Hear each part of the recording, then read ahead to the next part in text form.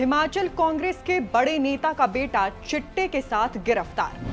बाप मंत्री का करीबी, बेटे के पास मिला चिट्टे का सबसे बड़ा जखीरा।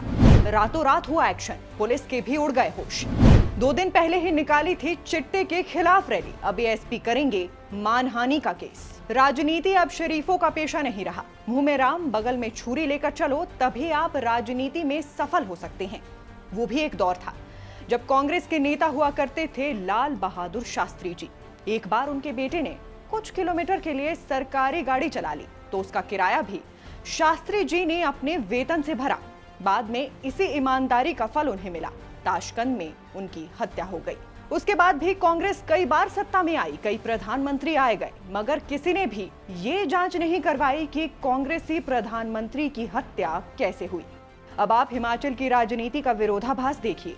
अभी 2 दिन पहले ही पूर्व विधायक बंबर ठाकुर ने बिलासपुर में चिट्टा और नशे के खिलाफ रैली निकाली, जिसमें कहा गया कि हिमाचल पुलिस नशा कारोबारियों को संरक्षण दे रही है, जबकि कुछ माह पहले ठाकुर साहब का अपना ही बेटा सड़कों पर गोलियां चलाता घूम रहा था।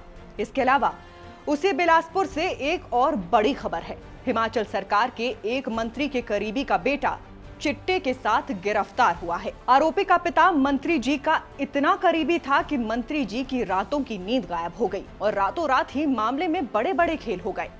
उधर जिला के एसपी ने भी पुलिस पर आरोप लगाने वाले कांग्रेस के पूर्व विधायक पर मानहानि का मुकदमा ठोकने की तैयारी कर ली है। बताएंगे क्या है दोनों मामलों की पूरी कहानी, इसलिए वीडियो को अंत तक देखिए। हमारे यूट्यूब चैनल को सब्सक्राइब जरूर करें।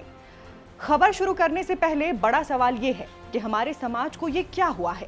क्या हिमाचल सरकार ही नशा कारोबारियों को संरक्षण दे रही है? हिमाचल में कैसे बढ़ गया है इतना नशा? पंजाब के मंत्री विधायकों के बेटे भी हिमाचल में नशा करने क्यों आने लगे हैं? और कौन है वो लोग जो हिमाचल को बना रहे हैं नशे का डेस्टिनेशन? और आखिर कैसे बंद होगी हिमाचल में नशेबाजी? इसका जवाब मिले तो हमें कमेंट बॉक्स में बताइएगा। खबर कल की है जब पूरे हिमाचल की निगाहें संजौली के मस्जिद विवाद पर टिकी हुई थी। उसी बीच बिलासपुर जिला के कांग्रेस अध्यक्ष जागीर सिंह मेहता का बेटा अनिल लगभग 46 ग्राम चिट्टे की खेप के साथ गिरफ्तार कर लिया जाता है। स्थानीय पुलिस का दावा होता है कि आरोपी के पास से पकड़ी गई चिट्टे की ये खेप इस वर्ष की सबसे बड़ी खेप है।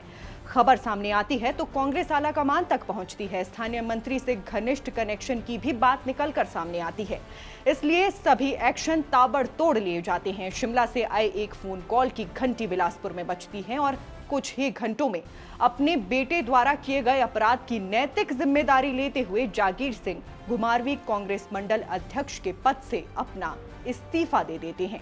अब जागीर सिंह के इस्तीफे को क्षेत्र में नैतिक जिम्मेदारी की मिसाल के रूप में देखा जा रहा है, मगर क्या ये बात इतनी सिंपल है जितना इसे दिखाया जा रहा है?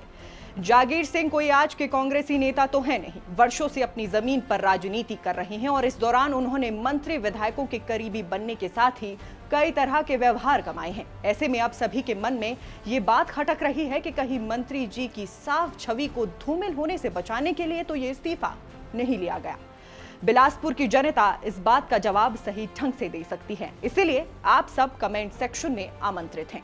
खैर, अब बात कर लेते हैं अगली खबर की, जिसमें बिलासपुर के ही एक नेता चिट्टा विवाद में पुलिस पर आरोप लगाकर बुरी तरह से फंस गए हैं।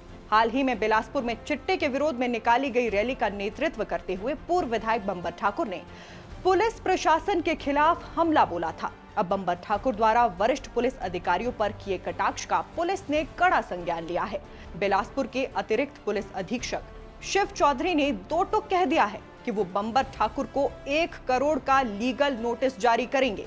इसके साथ ही पूर्व विधायक के खिलाफ एफआईआर भी दर्ज करवाएंगे। एएसपी शिव चौधरी ने पूर्व विधायक को सलाह देते हुए साफ कहा है कि किसी पर कीचड़ उछालने से पहले अपने बेटे को सुधारे। बिलासपुर का गोलीकांड किसने करवाया, उसके पुलिस के पास पुख्ता सबूत हैं और पूर्व विधायक का बेटा इस हमले का मास्टरमाइंड पाया गया है।